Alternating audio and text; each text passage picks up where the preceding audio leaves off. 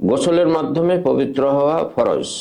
এখন প্রশ্ন হলো, গোসল করার জন্য কেউ যদি পানি না পায় তখন কি করবে? তখনকার জন্য আল্লাহ তাআলা বিধান দিয়েছেন এইভাবে যে, এক যুদ্ধে রাসূলুল্লাহ সাল্লাল্লাহু আলাইহি ওয়াসাল্লামের একটা হাদিস বলতেছি, এক যুদ্ধ থেকে ফেরার পথে সাহাবীগণ রাত্রি যাপন করেছিলেন প্রতিমধ্যে। এটা সম্ভবত হুনাইনের যুদ্ধ থেকে। তো সেখানে রাত্রি যাপন করার পর রাত্রে অনেকেই হয়তো অপবিত্র হয়েছেন।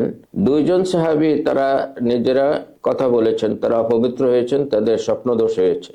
তাদের মধ্যে একজন হলেন হযরত ওমর। তারা দুইজনে কথাবার্তা বলেছেন, তখনও পবিত্র হওয়ার এই বিধান নাজিল হয় নাই।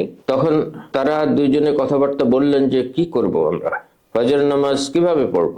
তখন হযরত ওমর বললেন, আমি বাড়িতে গিয়ে গোসল করে তারপরে নামাজ পড়ব, অথবা যেখানে গিয়ে পানি পাবো সেখানে গিয়ে গোসল করে নামাজ পড়ব।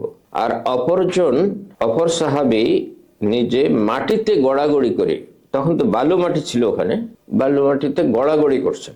গড়াগড়ি করে পবিত্র হওয়ার নিয়তে তিনি গড়াগড়ি করেছেন, গড়াগড়ি করে ফজর নামাজ পড়েছেন। তো দুইজন সাহাবী দুই রকম হয়ে গেল। তখন দুইজনে আবার কথা বললেন। ওমরকে বললেন, তুমিও আমার মতো নামাজ পড়লে ভালো হতো। ওমর বললেন, তুমি যেটা করেছো ওটার কি অনুমতি আছে? এইভাবে কিছু বিতর্ক হয়েছে ওনাদের মধ্যে। তখন তারা বললেন, ঠিক আছে, বিষয়টা আমরা মদিনায় গিয়ে রাসূল সাল্লাল্লাহু আলাইহি ওয়াসাল্লামের সামনে উত্থাপন করব। এরপরে তারা মদিনায় আসার পর দুজন একত্রে আল্লাহ রসুলের সামনে এই বিষয়টা উত্থাপন করেছেন।